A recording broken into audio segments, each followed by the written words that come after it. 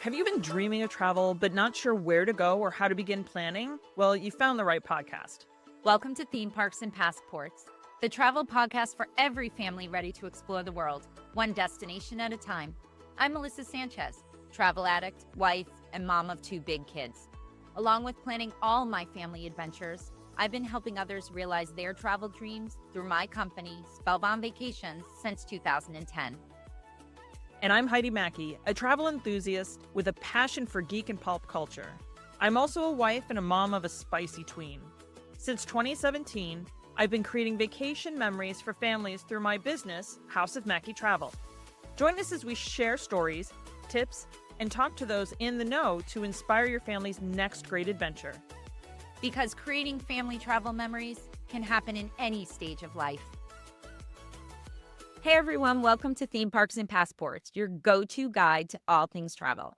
I'm Melissa Sanchez of Spellbound Vacations, and I'm here with my co-host Heidi Mackey of House of Mackey Travel. Today we're diving into the must-have travel documents for domestic travel, from the upcoming REAL ID deadline in May 2025 to enhanced licenses and passport requirements. We'll help you understand exactly what you need and how to get it. So here is part 1 of your travel document checklist. So Melissa, why don't we start with the state IDs? Starting May 7th, you'll be required to have either a REAL ID or an enhanced license to be able to do any type of domestic flight travel. So what exactly does that mean? A REAL ID is actually state issued. It comes from the DMV, but it's government regulated. You're going to be giving more information. It's going to be closer to a passport application, meaning you'll need a birth certificate, a social security card, so on and so forth. A little bit more information than you normally would do if you were just getting a state issued driver's license. This is going to give them a little bit more background and therefore fulfill that REAL ID piece. Whereas an enhanced license in 5 different states in Washington, Michigan, Minnesota, New York, and Vermont, they have what's called an enhanced driver's license. This is also going to be able to be used instead of a REAL ID because their requirements in these states are actually so close to the REAL ID requirements that they fulfill what the REAL ID, the spirit of what the REAL ID is supposed to be doing for you. This is state issued and state regulated, whereas the REAL ID is a government regulated, but it's done on the state level. Right, exactly. And so just to reiterate, beginning May 7th of 2025 and anytime after, if you want to fly domestically means all 50 states, Puerto Rico, U.S. Virgin Islands, you will have to have a REAL ID, an enhanced license, or your passport, which we're going to jump into that now. So passports can be used for international travel and domestic travel. That's not changing. There's nothing changing in your requirements for passports. Now there's when you have children and you get your passport, when they're under 16, it's good for 5 years. Once your child hits 16 and up, it's good for 10 years. So if your kids are like mine, they renewed their passports at, I forget if it was 16 or 17, but next time they need to renew, it's all on them. All on them. But now, Heidi, your daughter's younger, so you still are in that 5-year range, correct? Correct, which also means that it's going to be a different process for us to renew too. Whereas 16 and plus, you can renew online. You basically just confirm your information. They send you a new passport. Under 16, you basically have to reapply for a passport every time you get a new passport for them. There's no renewal necessary. The process is very much the same. You submit the birth certificate again. You submit the social security card and the other identifying pieces that you need every 5 years until they hit that 16 mark. Right. And then it turns into that 10-year mark. So Heidi just briefly touched on some of the documentation that you need to apply for a passport, originally applying for a passport, or if you're under 16. And there's a couple of other things when you're applying for your passport. One, there's a fee. There's always a fee, whether it's a brand new passport or if you're renewing your passport. Current pricing, and this is always subject to change, is $100 if you're a child under 16. Anyone 16 and over, it's 130. Now, it's hard to say how long it takes for the passports to come in. Sometimes they're super quick. I had a friend who applied for her passport. Within 2 weeks, she had it in hand Oh, wow, without that's great. expediting. I Now, that's really outside of the norm, though, isn't that's it? outside of the norm and not something I recommend. If you know you're traveling internationally, you don't have a passport or you need to renew your passport, you need to do it as soon as possible. While you can expedite a passport for an additional fee, it can still take up to 6 weeks to get your passport, even if you've expedited it. Um, there are rare occasions where, let's say, you're traveling within 24 hours and there are offices that you can go to. I know I live outside of New York City, so there's one there that is a same-day passport. Again, not recommended and definitely only used in an emergency. Don't use that as your backup to say, I can get it done. I can get it done. You definitely want to make sure that you've ordered or renewed your passport within a reasonable amount of time before you travel. On the other side of that, I highly recommend that your passport be valid 6 months after your return date.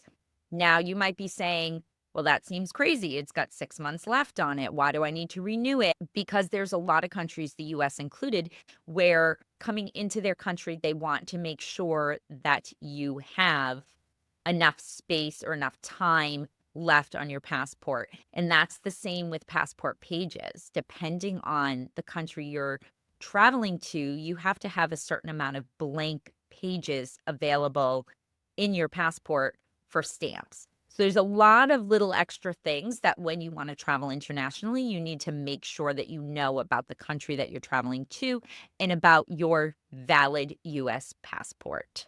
And Melissa, isn't it true that sometimes if you don't do your homework or if your travel advisor doesn't help you with the resources to do your homework, you could actually be turned away even though you've flown to the country?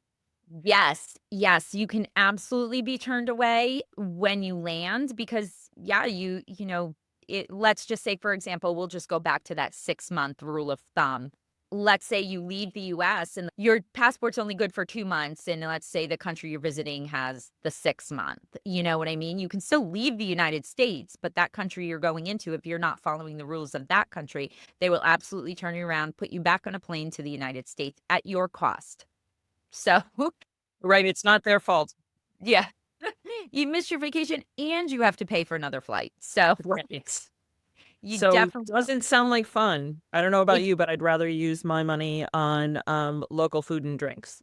yeah, no, I agree 100%. So absolutely make sure you give yourself plenty of time to order or renew your passport and that it is valid. Stick to that rule of thumb of your passport being valid 6 months after your return date.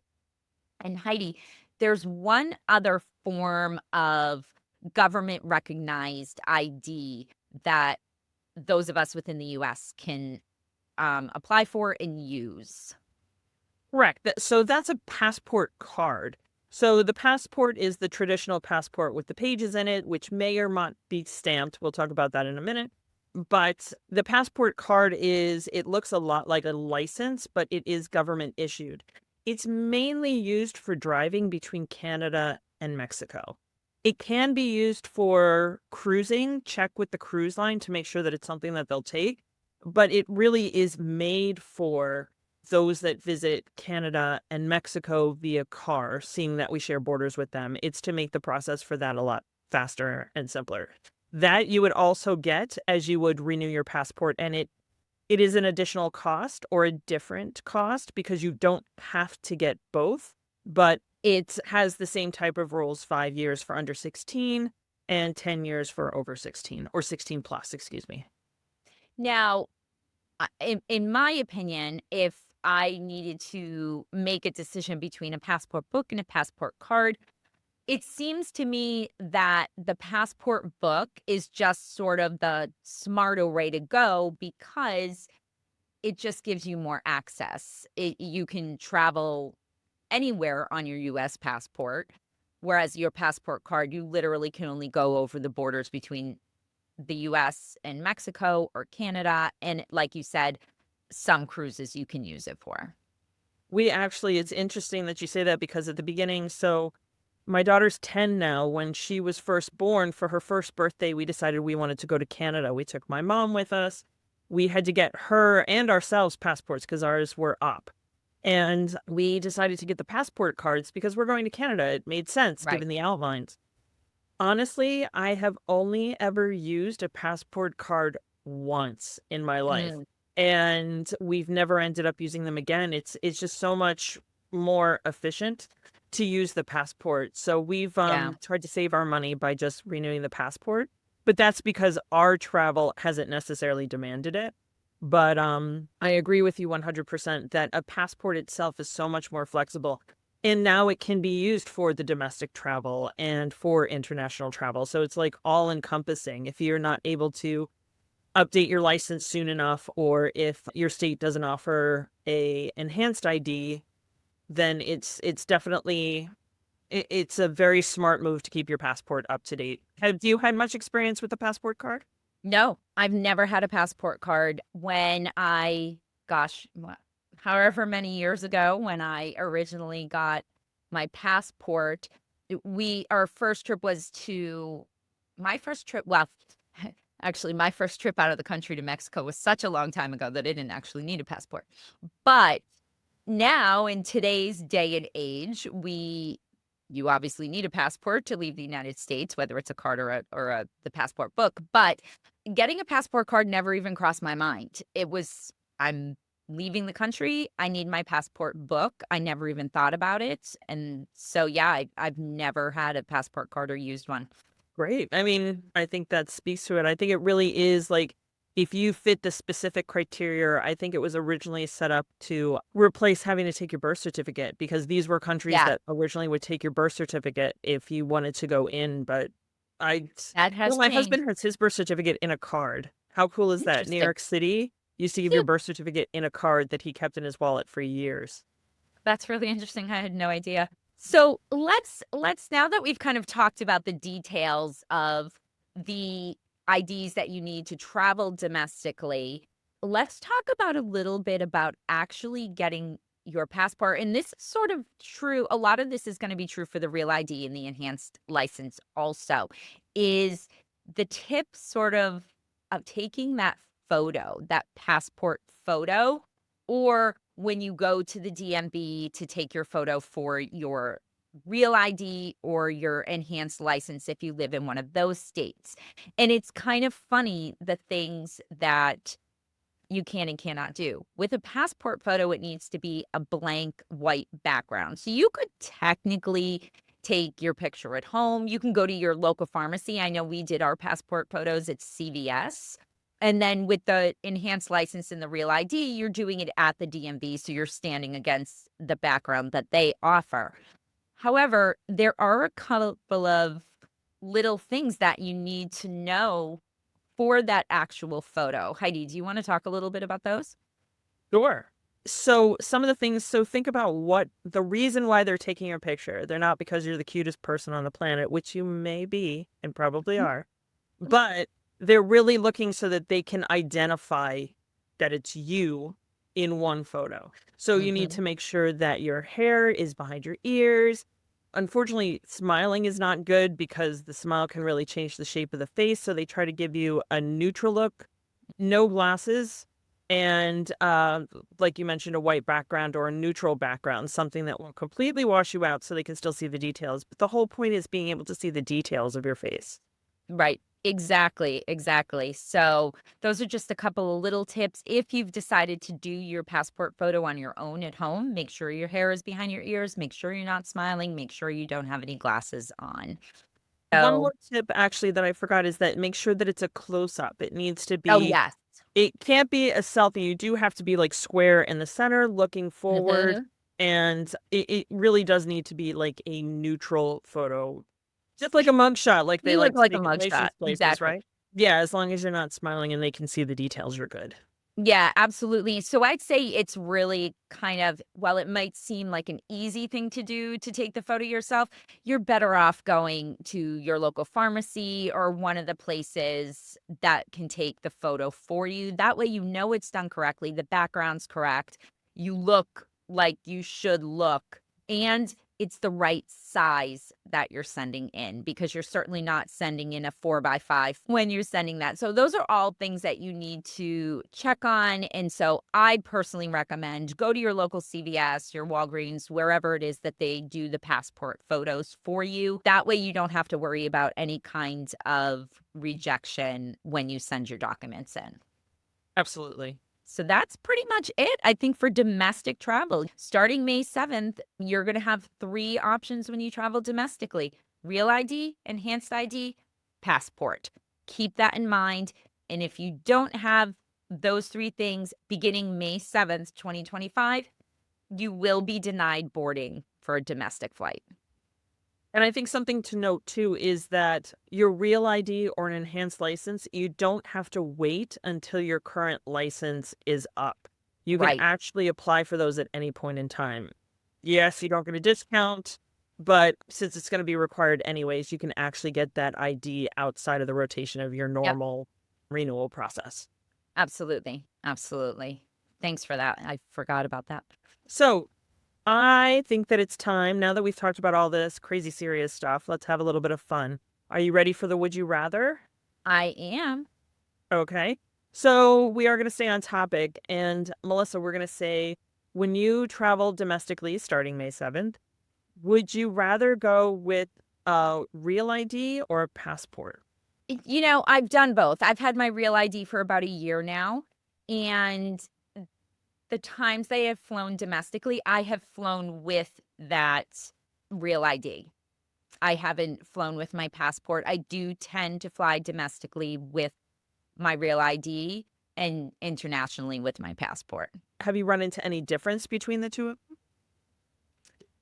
No, no. I haven't seen any difference. I mean, most airports at this point, or at least the airports that I've traveled through, they're either going to scan your license, your Real ID, your enhanced license, or they're going to scan your passport. Either way, I feel like it's the same. That makes perfect sense. How about you? We do currently have up-to-date passports for all of us. So I've been doing that. And actually, I've been doing it for my daughter for a long time.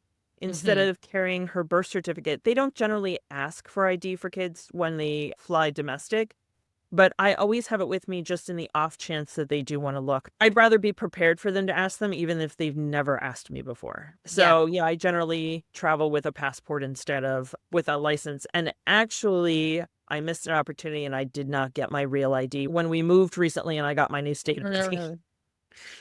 So I'm one of those who has to be outside of the rotation and pay the extra money. So Yeah. good on me.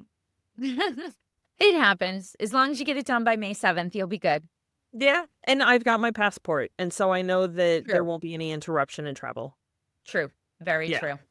Awesome.